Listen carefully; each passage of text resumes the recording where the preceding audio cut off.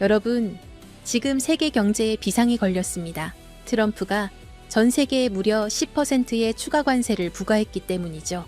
보통 이 정도의 큰 악재가 발생하면 코인 시장은 급격하게 하락하는 것이 일반적입니다. 하지만 지금 차트를 한번 보시겠습니까?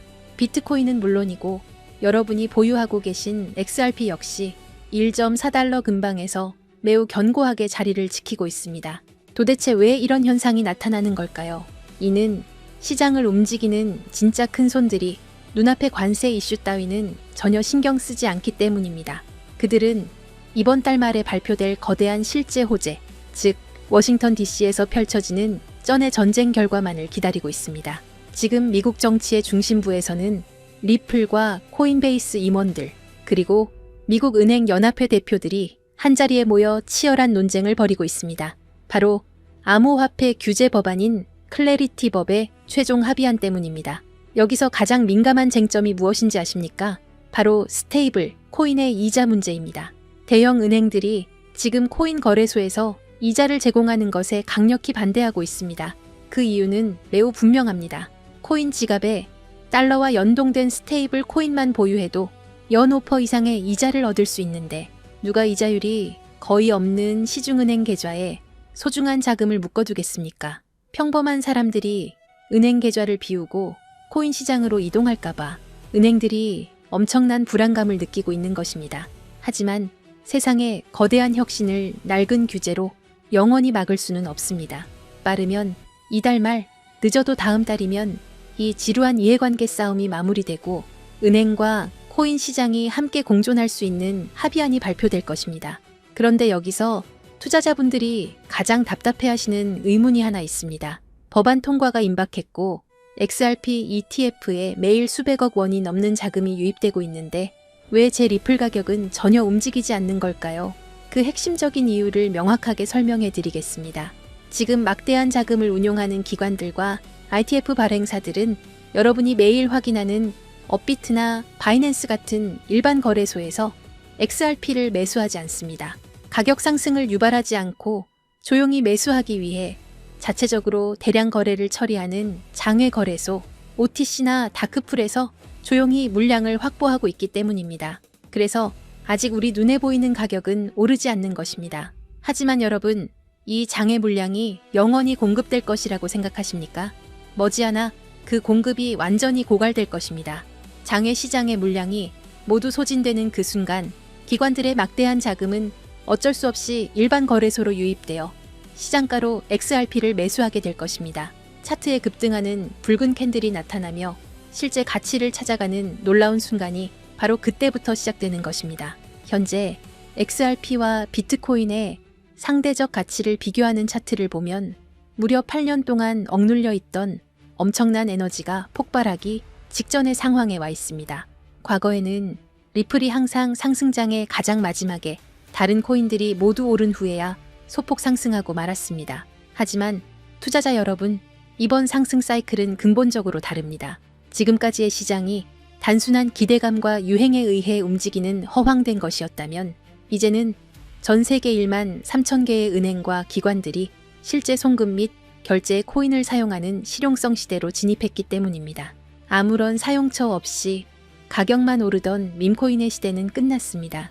금융의 핵심 역할을 하는 XRP가 이번에는 뒤처지는 것이 아니라 시장 전체를 이끌고 가장 먼저 급등하는 대장주가 될 가능성이 매우 높습니다. 지금 당장 하락세를 보이는 차트를 보며 불평하고 떠나는 사람들은 결국 나중에 가격이 10달러를 가볍게 돌파할 때 가장 비싼 가격으로 진입하게 될 것입니다. 하지만 진정한 가치를 아는 여러분은 다릅니다. 뉴스에서 떠드는 관세 관련 우려에 흔들리지 않고 눈에 보이지 않는 구조적인 진실을 정확히 파악하고 계신 겁니다. 우리가 지금 목격하는 것은 지난 100년간 세계 경제를 지배해 온 명목 화폐의 시대가 저물고 디지털 자산의 시대가 열리는 역사적인 순간입니다.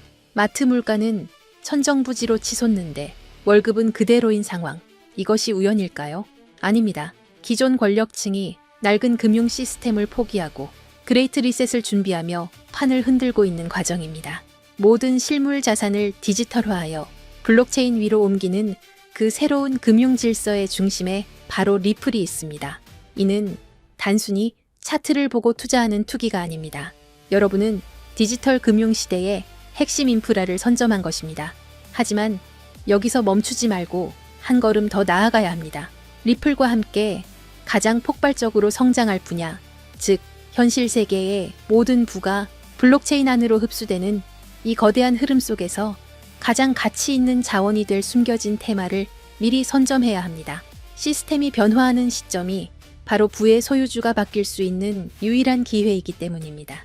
그 기회를 절대 놓치지 마시기 바랍니다. 지금 우리는 인류 역사상 그 누구도 경험하지 못했던 가장 거대한 자산의 대이동을 목격하고 있습니다. 단순히 코인 가격이 오르고 내리는 지엽적인 문제가 아닙니다. 지난 수백 년간 세계 경제를 지배해온 낡은 금융의 질서가 무너지고 수조 달러의 자본이 디지털이라는 새로운 영토로 한꺼번에 쏟아져 들어오는 자본의 대홍수가 시작된 것입니다. 모두가 시세가 지루하다며 시장을 떠날 때 세계 최대 자산운용사 블랙록은 이미 거대한 움직임을 시작했습니다. 최근 이더리움 네트워크 위에 비들이라는 토큰화 펀드를 출시한 사건. 이것은 단순한 금융상품이 아닙니다. 전 세계 1경원의 자산을 움직이는 블랙록의 레리 핑크 회장은 전 세계를 향해 이렇게 선언했습니다. 이제 모든 금융자산은 결국 블록체인 위에서 토큰화될 것이다. 실제로 보십시오. 출시와 동시에 수천억 원의 거대 자본이 블랙록이 깔아놓은 판으로 미친 듯이 쏟아져 들어오고 있습니다. 기득권들은 이미 알고 있는 겁니다. 종이 화폐의 시대는 끝났으며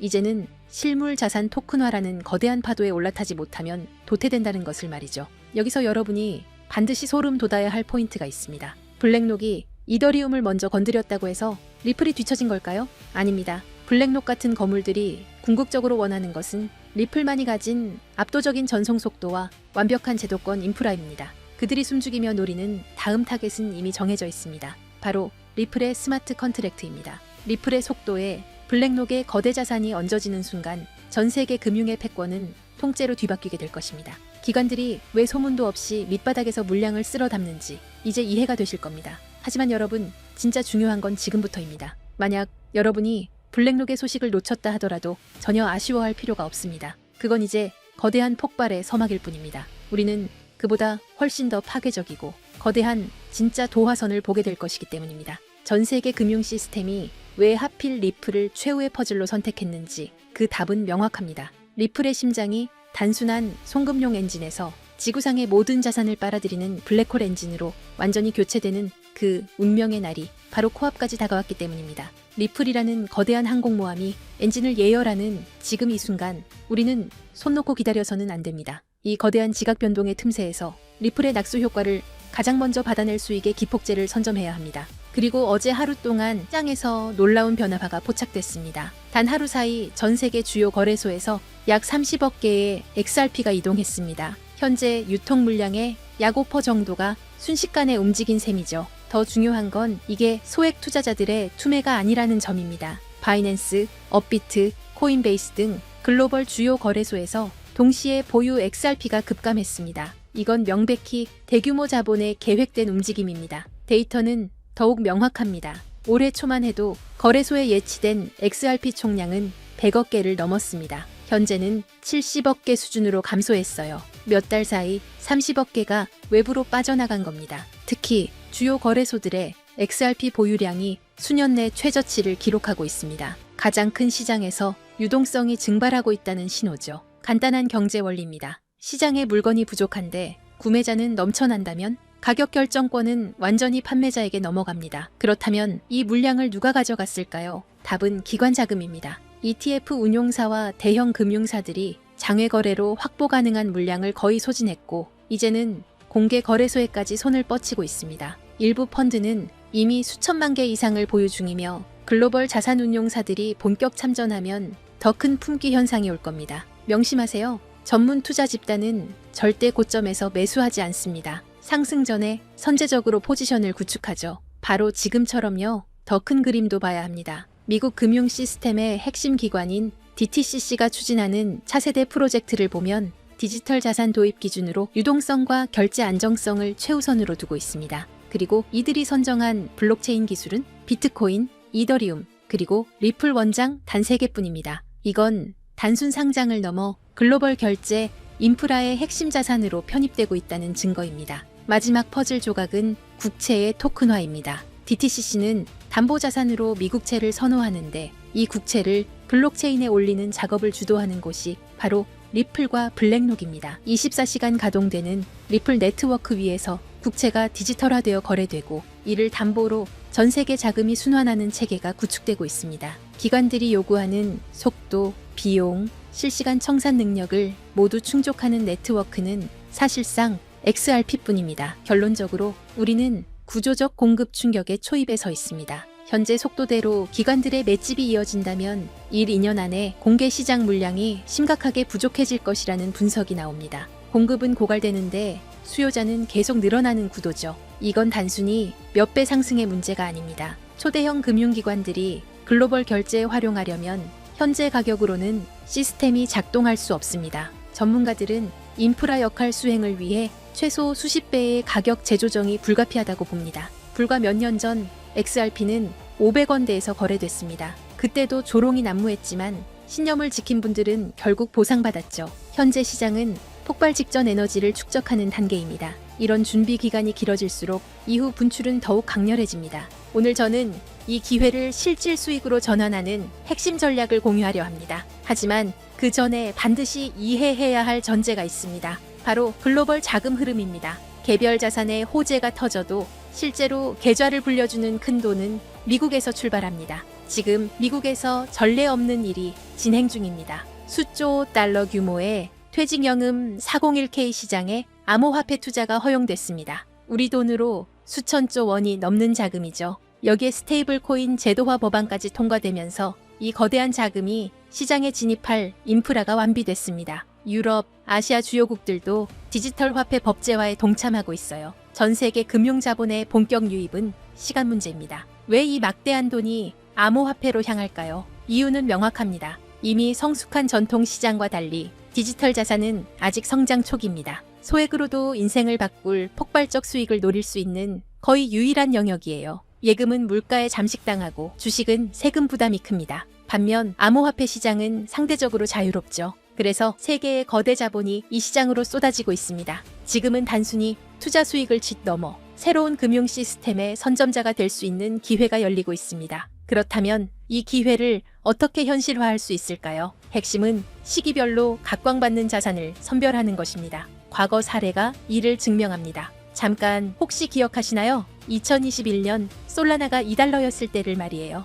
당시 대부분의 사람들은 이더리움의 아류 정도로 여겼습니다. 또 하나의 이더리움 킬러라며 조롱 섞인 목소리가 가득했죠. 하지만 불과 10개월 만에 솔라나는 260달러를 찍으며 130배 상승을 기록했습니다. 200만 원을 투자했다면 2억 6천만 원이 된 거예요. 이건 우연이 아니었습니다. 당시 FTX 거래소가 솔라나 생태계에 막대한 투자를 집행했고 알라메다 리서치 같은 대형 펀드들이 물량을 쓸어 담고 있었습니다. NFT 열풍과 맞물려 솔라나 네트워크 상에서 디지털 아트 거래가 폭발했고 그 중심에는 이미 준비된 세력들이 있었죠. 남들보다 한 발 앞서 자금 흐름을 읽어냈기에 가능했던 일이에요. 그리고 바로 지금 과거 상승장을 이끌었던 자금과는 비교도 안 되는 초대형 제도권 자본이 시장에 진입하기 시작했습니다. 여러분도 이 흐름을 감지했기에 이 자리에 계신 거겠죠? 이런 거대한 물결 속에서 최대 수혜를 입을 자산 중 하나가 바로 리플입니다. 여러분은 이미 현명한 판단을 내리고 계신 겁니다. 하지만 여기서 정말 중요한 말씀을 드려야 합니다. 진정한 대박을 위해서는 리플과 반드시 함께 보유해야 할 또 하나의 자산이 존재합니다. 이제부터가 오늘의 핵심입니다. 여기서 이탈하시면 분명 아쉬워하실 겁니다. 절대 놓치지 마세요. 해외 전문가 네트워크와의 교류를 통해 리플과 중대한 협력을 준비 중인 거대 기관을 확인했습니다. 그리고 그 안에서 폭발적 잠재력을 품은 숨겨진 자산을 발굴했습니다. 그 기관은 다들 한 번쯤 들어보셨을 겁니다. 전 세계 국제 송금을 사실상 장악하고 있는 조직이에요. 바로 스위프트입니다. 최근 리플과의 제휴설이 끊이지 않고 있죠. 실제로 리플은 이미 스위프트의 일부 시스템에 편입되며 국제 송금 생태계 확장에 나서고 있습니다. 스위프트의 규모를 아시나요? 200여 개국 이상, 11,000여 금융사가 연결된 세계 최대 금융 메시징 시스템입니다. 하루 처리 금액이 5조 달러, 우리 돈 6,500조 원입니다. 단 하루 말이에요. 하지만 치명적 약점이 있습니다. 여러 중개기관을 거쳐야 하고 송금에 이틀에서 5일이 걸리며 수수료는 비싸고 자금 추적도 어렵습니다. 이 문제 해결을 위해 손잡은 파트너가 바로 리플입니다. 리플은 3초에서 5초 송금, 거의 무료에 가까운 수수료, 완벽한 투명성을 제공합니다. 스위프트 입장에서 리플 없이는 경쟁에서 도태될 수밖에 없는 구조예요. 결정적 요인이 하나 더 있습니다. 새로운 글로벌 표준 규격인 ISO 20022가 본격적으로 시행됐죠. 주목할 점이 있어요. 전 세계 블록체인 프로젝트 중 유일하게 리플만이 ISO 20022 표준에 공식 등록되어 있습니다. 오직 리플뿐입니다. 스위프트가 리플의 기술 표준을 수용하는 것과 마찬가지예요. 그 중심에서 브릿지 역할을 하는 게 바로 리플 XRP입니다. 하지만 양측에게 하나의 장벽이 존재합니다. 바로 가격 변동성입니다. 대형 금융사들은 안정성이 최우선입니다. 하루에도 급등락하는 자산을 송금 수단으로 활용하기 어렵죠.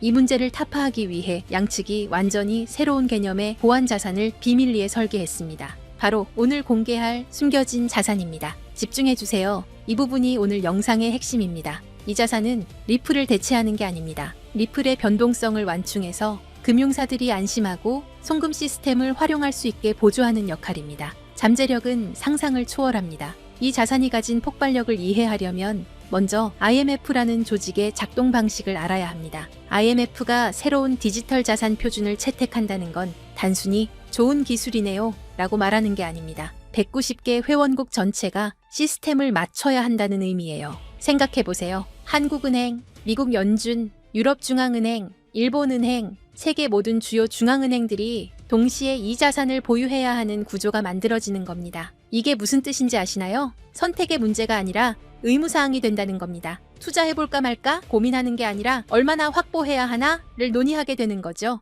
발표와 동시에 전 세계에서 전례 없는 매수 압력이 쏟아질 수밖에 없는 구조입니다. 그런데 더 흥미로운 건 따로 있습니다. 이미 움직임이 포착되고 있다는 거예요. 월가의 핵심 플레이어들 JP모건, 골드만삭스, HSBC 같은 글로벌 투자은행들의 디지털 자산 부서가 비정상적으로 확대되고 있습니다. 특히 주목할 만한 건 작년 4분기부터 이들의 블록체인 관련 채용 공고가 340% 급증했다는 점입니다. 단순한 리서치 인력이 아니에요. 디지털 자산 커스터디 전문가, 토큰 경제 설계자 같은 실무 포지션들이죠. 내부 정보통에 따르면 일부 중앙은행들도 이미 비공개 지갑을 통해 조용히 포지션을 구축 중이라는 첩보가 있습니다. 왜 그럴까요? 공식 발표 후에는 가격이 폭등해서 원하는 물량을 확보할 수 없기 때문입니다. 영리한 자금들은 언제나 남들보다 6개월에서 1년 먼저 움직입니다. 자, 여기서 핵심 질문입니다. 이 자산의 공급량은 얼마나 될까요?